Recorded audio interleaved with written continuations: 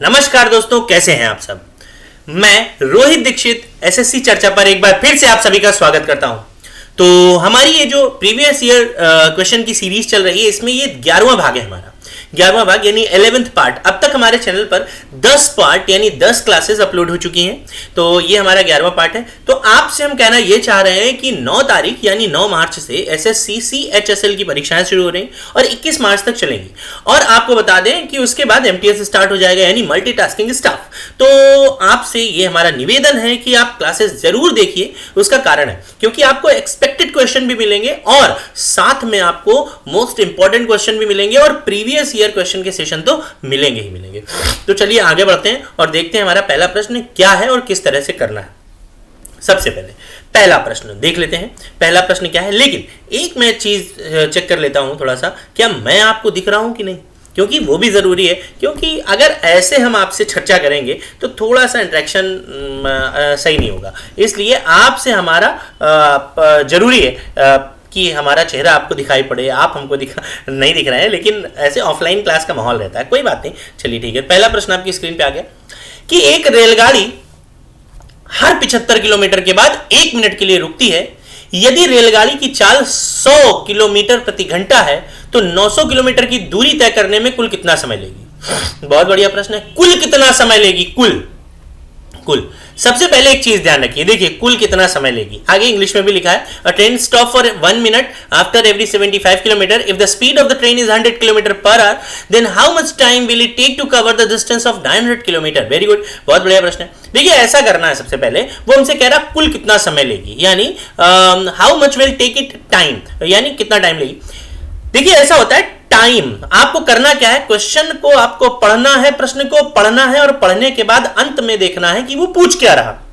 तो हमने देखा कि ये पूछ रहा है कितना समय लेगी। समय बराबर होता है दूरी बटे चाल, यानी डिस्टेंस अपॉन स्पीड। ठीक, इतना आपको समझ में आ गया। डिस्टेंस की बात करें तो अभी निकालते हैं। डिस्टेंस कितनी है हमारी, 900 किलोमीटर। और स्पीड कितनी है ट्रेन की स्पीड है 100 किलोमीटर पर आवर।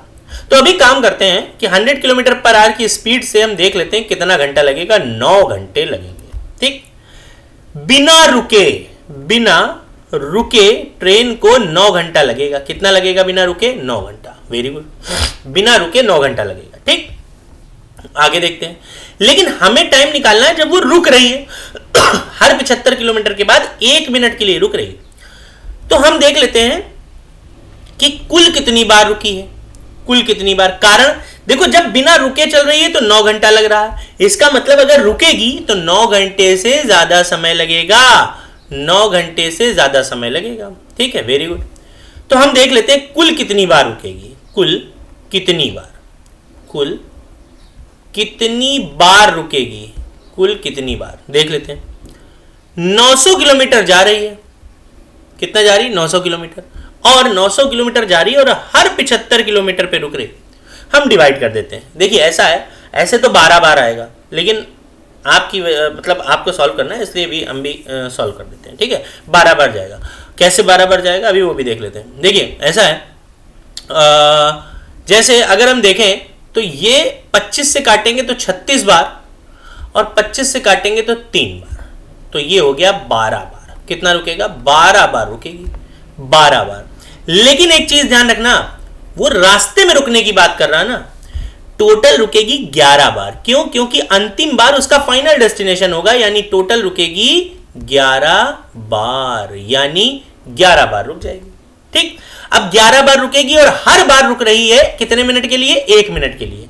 तो 11 × 1, तो टोटल कितना मिनट हो गया है, 11 मिनट और लिया उसने, यानी ट्रेन का टाइम हो गया 9 घंटा 11 मिनट। जोड़ देते हैं तो आंसर आएगा 9 hour 11 minute. 9 hour 11 minute answer आपके सामने, यानी ये बी ऑप्शन बिल्कुल सही। ठीक, उम्मीद कर रहे हैं आपको ये समझ में आया होगा। अगले प्रश्न की ओर बढ़ रहे हैं। अगला प्रश्न तो बहुत बढ़िया है। कह रहे हैं कर्मचारी का वेतन समान अनुरूप ढंग से प्रतिवर्ष 50% की दर से बढ़ता है। कितना बढ़ता है, 50% की दर से बढ़ रहा। बहुत बढ़िया, 50% की दर से बढ़ रहा। आपसे कह रहा है ये जो 50% की दर से इसका वेतन बढ़ रहा है, ये कह रहा है कि यदि आज उसका वेतन 10,000 है तो 4 वर्ष बाद क्या होगा। ठीक, देखिए ऐसा है, ऐसे करते हैं। देखिए, जब कोई चीज को हम प्रतिशत में बढ़ाते हैं तो वो 100% में बढ़ती है, और जब प्रतिशत में घटाते हैं तो वो 100% में घटती है। ठीक, तो हमने देखा तो सबसे पहले कि 50% बढ़ता है, तो ऐसे करेंगे, जैसे 10,000 पहले लिख लिया, अभी उसका वेतन है 10,000। ठीक, 10,000, और कह रहा है कितने साल बाद, 4 साल बाद, तो हर साल 50% बढ़ रहा है। तो पहले साल बढ़ा तो 150/100, ये आ गया। ठीक, वेरी गुड।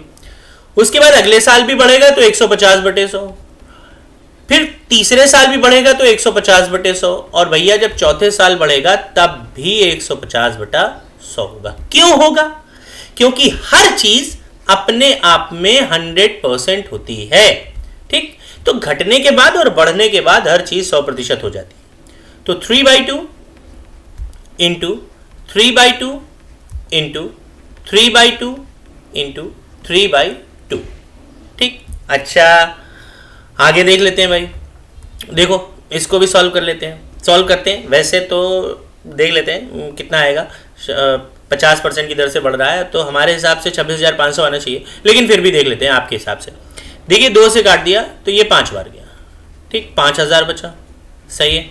फिर 2 से काटा तो ये 25 बचा, कितना हो गया 25, 2500 आ गया। फिर 2 से काटा तो ये बचा हमारे पास कितना, ये बचेगा हमारे पास 25 का आधा यानी 1250, 1250। फिर 2 से काटा तो ये बचेगा भैया हमारे पास 625।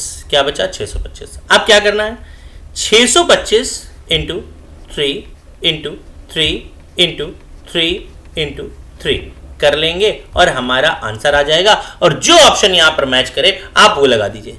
ठीक, इतना तो आप भी कर सकते हैं और कर ही लेंगे, कोई दिक्कत समस्या परेशानी की बात नहीं। ठीक, चाहे आप मल्टीप्लाई करिए या एक एक करके या एक साथ करिए, तो आपका जो आंसर होगा वही हमारे प्रश्न का उत्तर है। ऑप्शन आपके सामने है ABCD।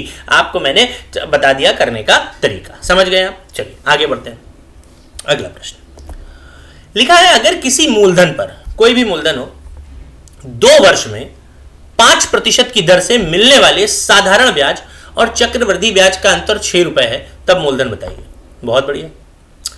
देखो, ऐसा होता है, क्या कह रहा है ये कि if the difference between simple interest and the compound interest on a principal at 5% in 2 years is ₹6, then find the principal. Principal पूछ रहा है। देखिए, एक चीज समझिए, प्रिंसिपल अपने आप में 100% होता है, और किसी भी 100% की वैल्यू तभी निकलती है जब हमें 1% की वैल्यू पता हो। ठीक, ध्यान समझिए, किसी भी 100% की वैल्यू तभी निकलती है जो हमें 1% की वैल्यू पता हो। देखते हैं, ऐसा है, कह रहा है अगर किसी मूलधन पर 2 वर्ष में, 2 वर्ष, ये बहुत इंपॉर्टेंट, 2 वर्ष में 5% की रेट से 2 वर्ष मिलने वाले साधारण चक्रवृद्धि ब्याज का अंतर 6 रुपए। ऐसा है, साधारण ब्याज की अगर बात करें तो ध्यान रखिए, सिंपल इंटरेस्ट हमेशा समान रहता है।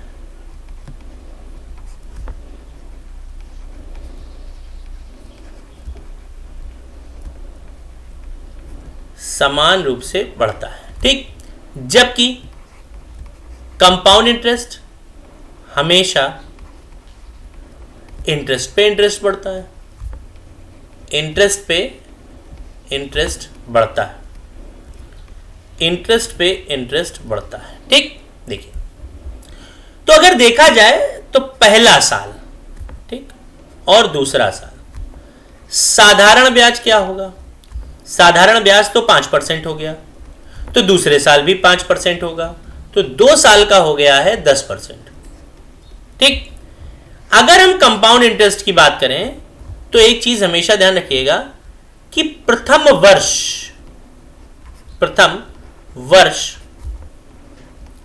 साधारण ब्याज और चक्रवृद्धि ब्याज हमेशा समान रहते हैं, हमेशा समान रहते हैं। प्रथम वर्ष तो 5% रहा, ये भी प्लस CI देख लेते हैं। अब CI में होगा 5 तो देंगे ही, प्लस इसी 5 का और 5% देंगे। ठीक, यानी देंगे ब्याज 0.25, तो 2 साल का हो गया 10.25%। ये हो गया, ठीक, कितना हो गया 10.25 हो गया। तो अब रेट में कितना फर्क आ रहा, 0.25 का, तो देखते हैं 0.25% बराबर कितना हो गया 6 रुपए, कितना 6 रुपए। तो दशमलव हटाया, 2 जीरो बढ़ा दिया, तो 1% की वैल्यू क्या हो जाएगी 600/25। तो 100% की वैल्यू 600/25 इंटू 100, 25 से काटा 4 बार, कितना हो गया 2400 रुपया। कितना आ गया 2400, आंसर आ गया 2400। ये देखिए। अच्छा, इसके अलावा एक चीज और है, कभी भी 2 बार का कंपाउंड इंटरेस्ट निकालना हो, 2 बार का, तो ध्यान रखिए होता है 2r.r²। ठीक, r मतलब रेट। अब इसी से समझ लीजिए कैसे, देखिए बताते हैं कैसे। यहां हम ब्लू पेन से लिख दे रहे हैं, कितने पेन से, ब्लू। कैसे,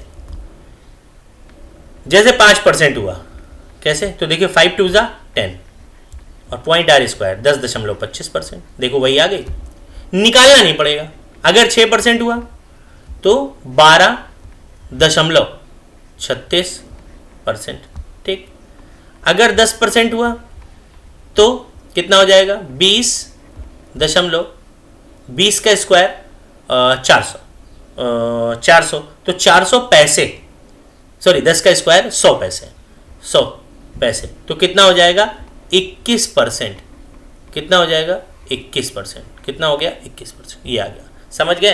तो इस तरह से जैसे हमने किया 15%, तो देखिए 15 का क्या कर देंगे, 15 दूनी 30 पॉइंट और 15 का स्क्वायर 225, तो कितना हो गया 32 रुपया 25 पैसा। समझ रहे हैं, ये चीज़ें समझ गए होंगे आप। चलिए अगले प्रश्न की ओर बढ़ रहे हैं। उम्मीद कर रहे हैं आपको समझ में आ ही गया होगा, तो कोई दिक्कत समस्या परेशानी की बात नहीं। अगला बहुत बढ़िया प्रश्न है। किसी हीरे का मूल्य उसके भार के वर्ग के अनुक्रमानुपाती है। ठीक, किसी हीरे का मूल्य उसके भार के वर्ग के अनुक्रमानुपाती है। ठीक, कह रहा है एक बार ये हीरा क्या हो गया, एक बार हीरा 4 भागों में इस प्रकार टूटा कि उसके टुकड़ों का भार 1:2:3:4 के अनुपात में था। यदि टूटने पर हीरे के कुल मूल्य में 70,000 की हानि हुई हो तो हीरे का वास्तविक मूल्य बताइए। देखिए एक बार इंग्लिश में पढ़ देते हैं। The value of the diamond is directly proportional to the square of its weight. A diamond is broken into 4 parts in such a way that the weight of the pieces was in the ratio 1:2:3:4। If the total value of the diamond was lost to ₹70,000 if broken. Okay, what was the actual value of the diamond. बहुत बढ़िया प्रश्न है, बहुत बढ़िया। देखिए ऐसा normally सोचिए आप, ऐसा होता है जैसे कोई पत्थर लिया, एक एग्जांपल दे रहे हैं आपको। क्या दे रहे हैं, एग्जांपल। मान लीजिए कोई पत्थर है और वो पत्थर का वजन है 10 किलो। ठीक, पत्थर टूटा और टूट गया और कई टुकड़ों में विभाजित हो गया। अगर हम इनको इकट्ठा कर लें, क्या कर लें, इकट्ठा कर लें, और इकट्ठा करने के बाद फिर वजन करें, तो ये सारे टुकड़ों का जो वजन होगा ये 10 किलो ही निकलेगा। सेम वैसे ये भी है। कैसे, समझिए। एक हीरा जब टूट जाता है तो उसके टुकड़ों का भार 1 2 3 4 होता है टूटने के बाद। तो देखो आफ्टर ब्रोकन, टूटने के बाद क्या हो रहा, 1:2:3:4। इसका मतलब जब हीरा पूर्ण रहा होगा तब 1 2 3 यानी 6 4 10 रहा होगा वजन। भाई टूटने के बाद का वजन और पूर्ण वजन कितना 10 रहा होगा। ठीक, तो टूट गया, फिर से 1 2 3 4 में टूट गया। ठीक, अब क्या कह रहा है, अब कह रहा है किसी हीरे का मूल्य उसके भार के वर्ग, diamond is directly proportional to the square of its weight. Okay, तो 10 का स्क्वायर 100 होता है, ये उसका रुपया था, 100 यूनिट। ठीक, अब जब टूट गया है तो हर टुकड़े का वजन अलग अलग होगा। तो देखें, एक का स्क्वायर तो एक ही होगा, 2 तो 2 का स्क्वायर तो 4 होगा, 3 का स्क्वायर 9 होगा, 4 का स्क्वायर 16। तो अगर देखें तो 16 4 20, 20 9 29 और 1 30 रेशियो में आ रहा है टूटने के बाद वजन। तो जाहिर सी बात है कि ये ओरिजिनल वैल्यू है 100 रेशियो में, और ये आफ्टर ब्रोकन यानी टूटने के बाद की वैल्यू है। तो जाहिर सी बात है 100 रेशियो में से जब 30 रेशियो घटाएंगे तो 70 रेशियो का नुकसान हो रहा है, 70 यूनिट का नुकसान। और रुपयों में कितने का हो रहा है? 70,000 का। तो 70 यूनिट की वैल्यू 70,000, तो 70 से 70 कैंसिल, तो 1 यूनिट की वैल्यू क्या होगी? 1000 आ गई। तो कह रहा हीरे का वास्तविक मूल्य, भैया हीरे का वास्तविक मूल्य 100 रेशियो में था। कितने में? 100 रेशियो में। तो 100 रेशियो की वैल्यू क्या होगी? 100 रेशियो 1 2 3 100 यानी 1 लाख, काई दहाई सैकड़ा, हजार 10,000 लाख, 1 लाख आंसर आपके सामने है। ये देखो 1 2 3 4 5 6, ठीक, देख लो यार 1 2 3 4 5 6, ठीक है। तो अब आपको समझ में आ ही गया होगा कि ये प्रश्न कैसे कर रहे हैं। देख लीजिए कितनी आसानी से हमने प्रश्न कर लिया, ठीक, कुछ नहीं करना, सिर्फ पढ़ना है। चलिए अगले प्रश्न देखते हैं। किसी पार्किंग में कुछ 2 पहिया वाहन और शेष 4 पहिया वाहन है। ये तो बहुत अच्छा है। यदि पहियों की गणना की जाए तो कुल 520 पहिए होते हैं, लेकिन पार्किंग का मालिक यह बताता है कि उसमें सिर्फ 175 वाहन है। यदि किसी भी वाहन में स्टेपनी नहीं है तो 2 पहिया वाहनों की संख्या ज्ञात कीजिए। बहुत बढ़िया, ये लॉजिकल क्वेश्चन है। कैसे? In a parking lot there are to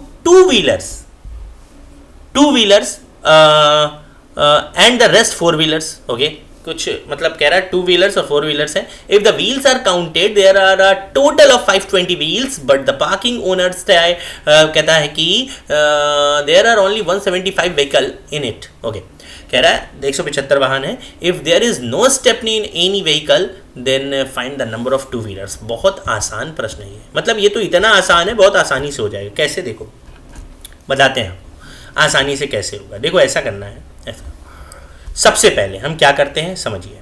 करते ये हैं, देखो हमारे पास कुछ 2 पहिया वाहन है और 4 पहिया, ठीक, 2 पहिया हम लिख लेते हैं 2 व्हीलर्स, यानी 2 पहिया वाहन है और 4 पहिया वाहन भी हैं। 2 पहिया भी हैं और 4 पहिया भी हैं, सही है। अच्छा एक बात बताओ, पार्किंग का मालिक कह रहा है हमारे पास सिर्फ 175 ही वाहन है। एक काम करते हैं, 175 वाहन होंगे, ठीक, 175 वाहन, पहले सबको 2-2 पहिए दे देते हैं। क्या करते हैं? सबको 2-2 पहिए दे देते हैं। बहुत ध्यान सुनना, सबको 2-2 पहिए दे देते हैं। दे दो। अच्छा, तो 2 पहिए से गुणा कर दें।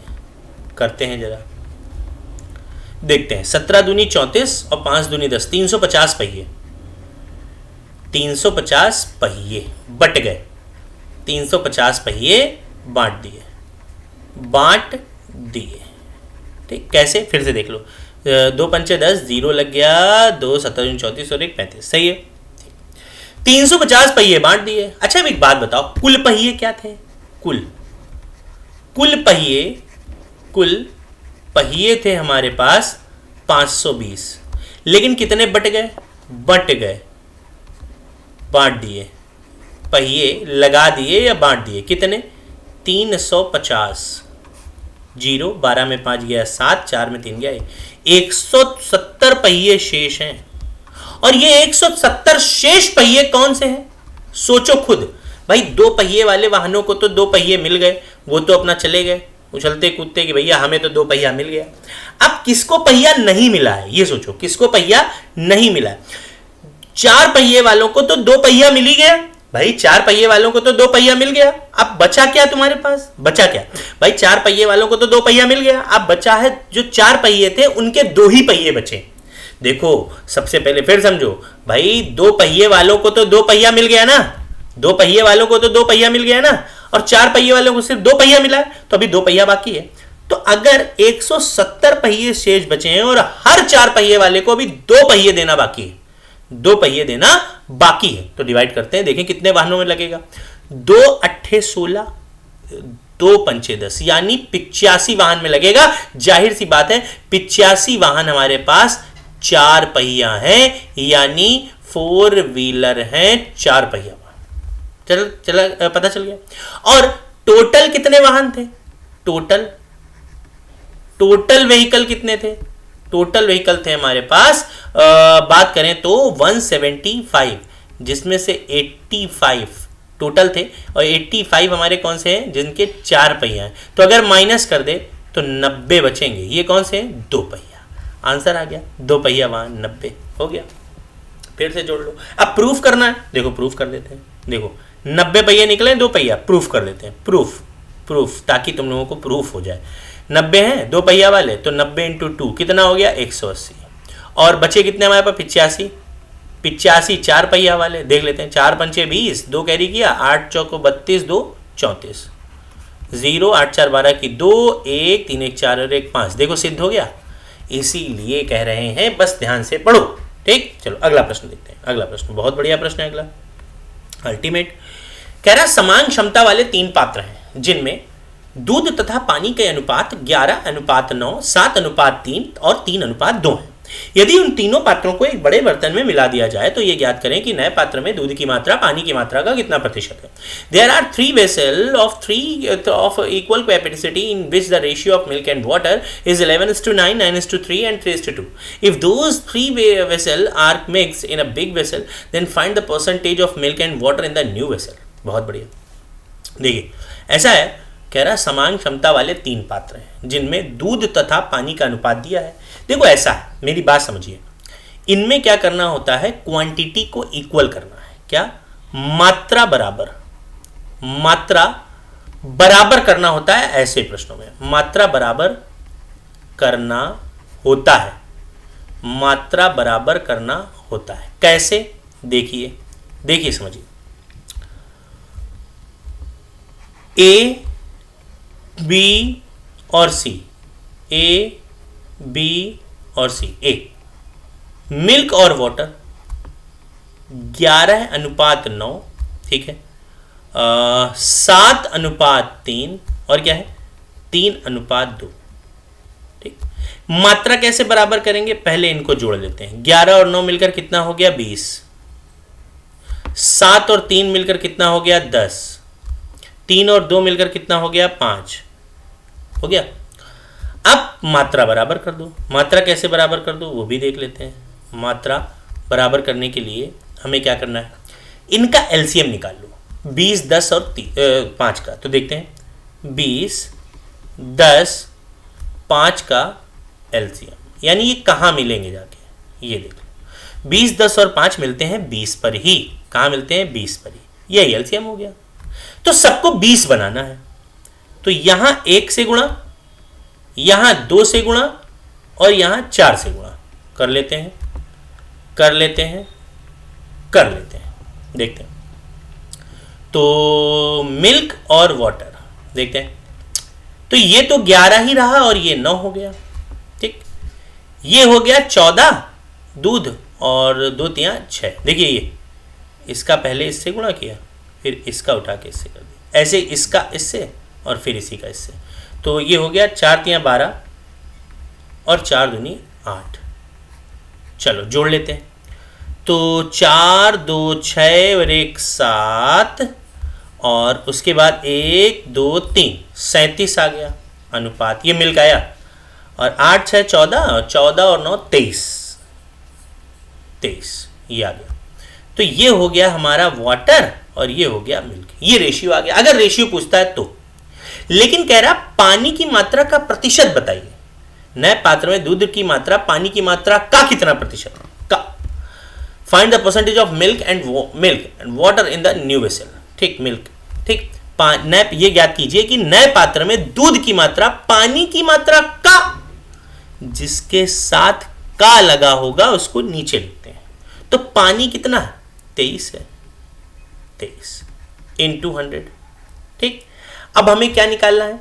बड़े बर्तन में मिला दिया तो नए पात्र में दूध की मात्रा पानी की मात्रा। तो देखते हैं ऊपर क्या लिखेंगे, दूध जिसकी क्वांटिटी चाहिए, तो 37 डिवाइड कर दो, आंसर आ जाएगा, लगभग में आएगा तो लगभग में निकाल दो, कोई दिक्कत समस्या परेशानी की बात नहीं। आपके सामने ये प्रश्न है, आप निकालिए और देखिए कि कितना आंसर आएगा। क्या होगा? कितना आंसर आएगा? क्या करना है? 3700 बटे 23 यानी 3700 बटे 23। तो करिए, एक काम करते हैं, एक काम ये कर लेते हैं कि क्या मैं आपको दिखाई दे रहा हूँ? एक मिनट, कि मैं आपको दिखाई नहीं दे रहा हूँ। हाँ, अभी सही है। हाँ, एक काम ये कर लेते हैं कि हम 3700 बटे 23 ये कर देंगे, डिवाइड करेंगे तो 2 छंग 12 और 12 120। पहले तो एक बार जाएगा, कंफर्म एक बार जाना है, तो फिर हमारे पास 23 से 23 चला गया तो बचेगा 7 7 14 140 और बचेगा हमारे पास 23 2 छंग 12 6 बार जाएगा यानी 160% आ गया, लगभग में 160%। ए ऑप्शन बिल्कुल सही है। ठीक, ये हो गया आपका प्रश्न। चलिए अगले प्रश्न की ओर बढ़ रहे हैं। अगला प्रश्न हमारा क्या है उसको देखते हैं। लिखा है एक कार की गति एक बस की गति से 1.5 गुना है। बहुत बढ़िया, एक कार की गति एक बस की गति से 1.5 गुना है। यदि कार 60 किलोमीटर प्रति घंटे की गति से चलती है तो 720 किलोमीटर दूरी तय करने में बस द्वारा लिए गए और कार द्वारा लिए गए समय के बीच अंतर क्या होगा? देखते हैं जरा, अगला क्वेश्चन है नहीं है। बहुत बढ़िया, इस प्रश्न को आपको करना है लेकिन फिर मैं थोड़ा सा बता देता हूं। कह रहा है एक कार की जो गति है बस की गति की 1.5 गुना है। यदि कार 60 किलोमीटर प्रति घंटे की गति से चलती है, ठीक। अच्छा एक बात बताओ, 1.5 गुने की बात कर रहा है, यानी 1.5 गुने का मतलब होता है 3/2 गुना, और इसको लिख सकते हैं 3 और 2, 1.5 गुना है, यानी ये है कार और ये क्या है कि बस। ये क्या है? बस। तो अब देखो, कार की गति कह रहा है 60 है, तो 3 बराबर 60 किलोमीटर पर आवर, और कह रहा है कार की गति बस की गति का 1.5 गुना है, तो बस की गति हो जाएगी कितना? बस की गति हो जाएगी 2 बराबर 1 बराबर कितना होगा? 1 बराबर होगा 20, 2 बराबर 40। कितना? 40। 2 बराबर 40 ये आ गया। ठीक, कितना आ गया? 2 बराबर 40। अब क्या दिक्कत है? कह रहा है कार 60 किलोमीटर प्रति घंटे की गति से चलती है तो 720 किलोमीटर की दूरी तय करने में बस द्वारा लिए गए और कार द्वारा लिए गए समय के बीच का अंतर। और ये तो बहुत आसान है, पहले 720 किलोमीटर कार को चला दो, कार की चाल है 60, तो कितना समय लग गया? 12 घंटे, ये कार का आ गया। ठीक, अब हम चला देते हैं बस को, तो 720 किलोमीटर बस चलती है 40 किलोमीटर प्रति घंटे की रफ्तार से, तो 18 घंटे आ गया। 18 घंटे, 18 चौको 72, और यहाँ कितना आ जाएगा? 12 12 छंग 72 हो गया। तो अंतर कितना आ रहा है? 12 माइनस 18 डिफरेंस, यानी 6 घंटे का अंतर आ रहा है। कितने का? 6 घंटे का। आंसर आपके सामने, 6 घंटे का। समझ गए? कोई बात नहीं, आपको समझ में आ गया होगा, उम्मीद कर रहे हैं। जल्दी से हम एक छोटी सी चीज़ देख लेते हैं। छोटी सी चीज़ क्या देखते हैं? समझिए, ऐसा है, मैंने आपको लास्ट टर्म पे गुणा करना सिखाया था, ठीक, कैसे गुणा करते हैं, ठीक, और स्क्वायर निकालना भी सिखाया था, कैसे स्क्वायर निकालते हैं, एक ट्रिक सिखाई थी। आज मैं एक ट्रिक देखता हूँ। सबसे पहले एक छोटी सी ट्रिक देखिए, छोटी सी ट्रिक क्या है? उन संख्याओं का वर्ग जिनका अंतिम अंक 5 होता है, जिनका अंतिम अंक 5 है, जिनका लास्ट डिजिट 5 है, जिसका लास्ट डिजिट 5 है, जिसका लास्ट डिजिट 5 है, जिसका लास्ट डिजिट 5 है। तो कैसे करना है उसको? जिसका लास्ट डिजिट 5 है वो भी देख लेते हैं। जिसका लास्ट डिजिट 5 है कैसे करना है देखते हैं। सबसे पहले क्या करेंगे? जिसका लास्ट डिजिट 5 है, जैसे 15 हो गया, 25 हो गया, ठीक, 35 हो गया, इन सबका लास्ट डिजिट 5 है भैया, 45 हो गया, 55 हो गया, ठीक, 65 हो गया, 65 जिसको बोल रहे हैं, ठीक है, देखिए, और 75 हो गया, ठीक, यहाँ कर लेते हैं, 85 हो गया और 95। ज़्यादा आगे नहीं जाने, छोटा छोटा भी करते हैं। कैसे करना है, देखिए सबका अंतिम अंक क्या है, 5 है, सबका अंतिम अंक क्या है, 5। ये केवल उन्हीं के लिए है, ओनली फॉर लास्ट डिजिट 5, है ना।